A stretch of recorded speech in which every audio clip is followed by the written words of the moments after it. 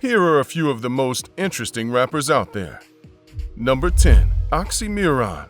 Russian rapper Miron Fyodorov, aka Oxxxymiron, is a hard-hitting rapper who knows what it takes to get things done. When he was 9, he moved with his parents to Germany, where his accent and status as an immigrant made things hard for him. To cope with constant hardship, he started writing lyrics and rapping when he was a teenager. At 15, he and his family moved to London, and he graduated from Oxford University with a degree in English literature. You'd think it'd be smooth sailing for a guy with a fancy degree from one of the fanciest universities in the world. But Oxxxymiron still couldn't catch a break. He couldn't get a job because almost every place he went saw that degree and decided he was overqualified for the position. He resorted to working as a cashier, a translator, a loader, a guide, a stall man, a tutor, an MC, and an office clerk. He also became a fixer of sorts for well-off expats in and around London. Still, he never stopped chasing his musical dreams. Like Eminem, Oxxxymiron got his big break from rap battles. He was so dominant in these battles, usually held in St. Petersburg, Russia, that he became known as the Russian Eminem. As his popularity grew, he started touring across Europe. He even became the CEO of a talent booking agency. His rise from the underground inspired a British TV show about his life story. Sometimes critical of Russia's leadership under Vladimir Putin's rule, Oxxxymiron would occasionally show up to the trials of political dissidents and lend his support. In Russia, activism is a dangerous game. Many artists who speak out against the Kremlin are labeled foreign agents and sent off to cool their heels in prison. In February of 2022, the day after Russia invaded Ukraine, Oxxxymiron made an announcement. He had 6 sold-out shows lined up in Moscow and St. Petersburg, but he was canceling all of them. He said he wouldn't entertain the Russian people while Russian bombs fell on Ukraine. Instead, he went on to headline a series of concerts to benefit Ukrainian refugees crossing the border into Poland. Of course, the concerts weren't held in Russia, and we doubt Putin is one of his loyal fans. Number 9. FNF Chop. FNF Chop, known as A Deontay Gaines when he's off stage, knows how to drop bars. The up-and-coming rapper rose to stardom as many young musicians do today, through TikTok. However, when his song Walk Down went viral, Chop got the news while sitting in his jail cell. Chop first went to prison for possession of an illegal firearm, but he didn't stay inside for long. Out on probation, he was free to pursue his musical dreams, so he started recording.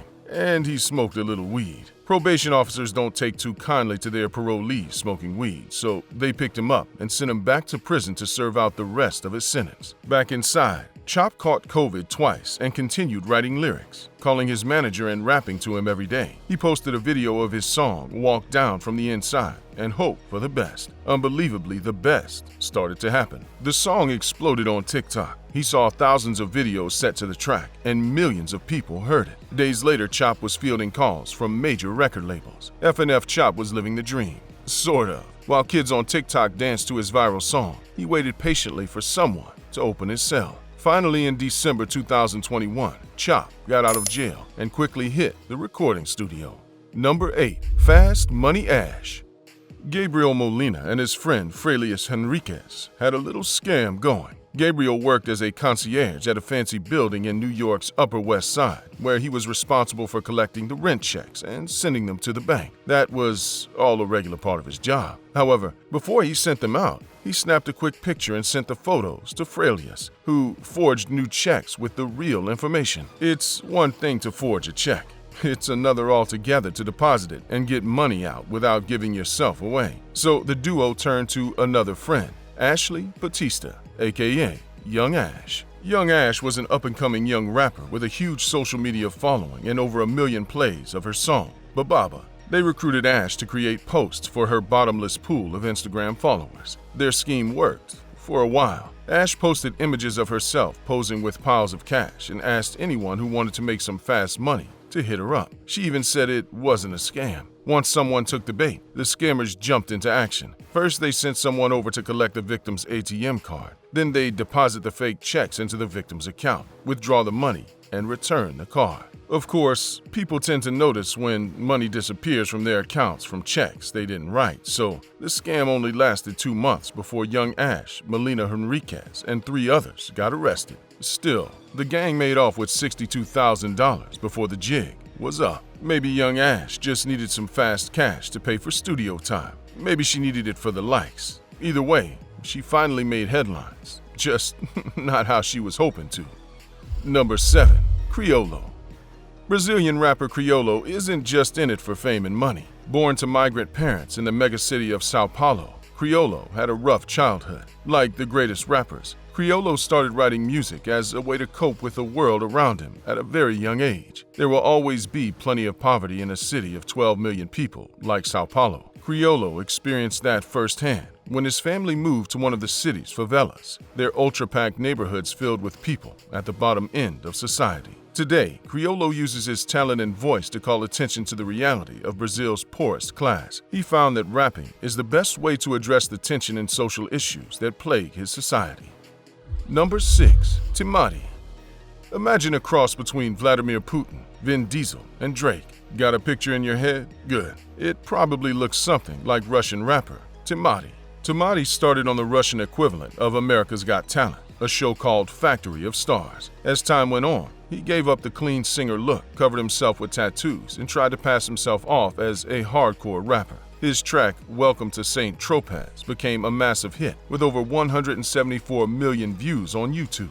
TIMATI flaunts his party boy lifestyle, flying around on a private jet and spending time at luxury resorts. In Russia, a lifestyle like that tends to point in one direction: Vladimir Putin. Not one to buck a trend, TIMATI is an avid supporter of the Russian leader and has been photographed with him many times, often attending rallies in favor of old Vlad. TIMATI didn't stop with music though. He launched a clothing line with stores across the country, then set out to start a burger empire. With all his success, we know TIMATI for one simple reason. In 2019, he put a music video on YouTube that was so full of praise for Putin's government and so homophobic that it became the most disliked Russian video on YouTube, with more than 1.4 million dislikes. He deleted the video not long after. Number 5. RAZZLEKAHN. Heather Morgan is pretty clever. She went to college and did pretty well, even impressing her economics professor. She graduated with honors and worked in finance, eventually starting several companies with her husband. She also contributed pieces to high-profile publications like Inc. and Forbes. Sometime in 2018, Morgan fell victim to burnout. She needed a trip and hopped on a plane to Asia, where she discovered a new passion: rapping. That's where her alter ego, RAZZLEKAHN, was born. RAZZLEKAHN was the opposite of her buttoned-up professional life. She went out of her way to be as weird as possible, dropping beats with lyrics like, "I've got pirate blood, a real risk-taker, pirate blood, a real money-maker." To most people, her lyrics were weird and nothing more. In the rearview mirror, though, they get a little clearer. While she was writing articles for executives on how to protect themselves from cyber criminals, she and her husband got busy carrying out one of the largest digital heists in history. They hacked into the Bitcoin exchange, Bitfinex, and stole over 119,000 Bitcoin. When they initially stole the crypto in 2016, their Bitcoin pool was worth millions of dollars. In 2022, when the scam finally caught up with them, their stolen Bitcoin was worth about $4.5 billion. The feds got most of the coins back when they raided the couple's home, but about 25,000 remain missing. Check out this video to learn even more about the great Bitcoin heist by RAZZLEKAHN by clicking here. Number 4. Capital Bra. Some rappers are pretty prolific, releasing a few #1 hits a year. In Germany, Russian rapper Capital Bra takes that to the next level. Unsurprisingly, Bra got his start with rap battles, releasing his first studio album, Cuckoo Bra, in 2016. His next 2 albums both released in 2017 and made the top 5 charts. In 2018, he put out his first #1 album, and another peaked at number 2. However, his life wasn't all hit singles and chart-topping albums for Bra. He was born in a small Siberian town and grew up in Ukraine. He and his mother moved to Berlin in the early 2000s, and he found his passion for rap at 11 years old. He signed up for a German rap battle tournament, and the rest is history. This Russian keeps cranking out German hits and has more than 1.4 billion streams with 21 #1 hits to his name. He's also known for weaving East Slavic and Arabic words into his songs. Number 3. Money Bo. Many remember Dwayne Bowe for his impressive career playing wide receiver for the Kansas City Chiefs. Over 8 years, he raked in hundreds of catches and posted a career-high 15 touchdowns in 2010. However, in 2015, Bowe didn't have the best time playing for the Cleveland Browns. Then again, nobody did. Bo's famous for signing a $13 million contract with a $9 million guaranteed with the Browns and only ever catching 5 passes for them. For those doing the math, that's almost $2 million per catch. However, Dwayne hung up his cleats and donned the name Money Bo, thus kick-starting his new rap career. According to his Spotify bio, Bo always put music before football. He never actually wanted to play. One fateful day in high school, Bo got in a fight. The football coach noticed and suggested Bo channel that aggressive energy into something else. At that moment, a star was truly born. Number 2. Dan Sir.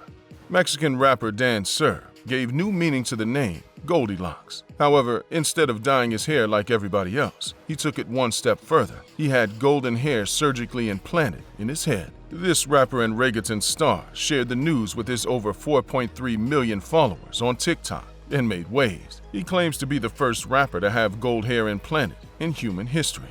Don't expect 4 million people to go out and do the same thing though. Experts say this isn't a good idea either. It involves surgically implanting hooks into the scalp, meaning this guy has literal hooks in his scalp. How does he sleep? How does he wash his head? Plus, isn't all that gold heavy? Gold is also pretty expensive, so some people don't believe he did it, at least not with real gold. To dispel these rumors, Dan Sir went back on TikTok to prove his chains were genuine by removing one and putting it in a glass of water. If it were plastic, it would float, at least by his logic. He didn't mention that lead also sinks in water. So does most plastic. Just ask the ocean. Number 1. Tupac. Australian rapper Terry Peck, aka Tupac, has probably had a lot of ideas in his life, but 3 of them were terrible. The first was calling himself Tupac. No, not Tupac, Tupac, just like it sounds. Maybe we've used the word rapper a bit too loosely by now. The second terrible idea was racking up a $621 tab at Omeros Brothers Seafood Restaurant on the Gold Coast. His bill included a couple of lobsters, 21 oyster shooters, an octopus, and plenty of beer to wash it all down. The third, which followed immediately after the seafood beer, was to skip out on the bill. Tupac walked out of the restaurant, ran across the beach, and swam out into the ocean. It didn't take long for police on jet skis to catch up with him and haul him back to shore. Unfortunately, he was missing the clothes he jumped in with. Tupac claims he left because his friend was giving birth on the beach and the lobster was overcooked. If that were the case, a simple "Can I speak with a manager?" would have been the better option. Click to watch one of these next videos and let us know in the comments section who you would rather listen to for 5 minutes, Cardi B or anyone on this list.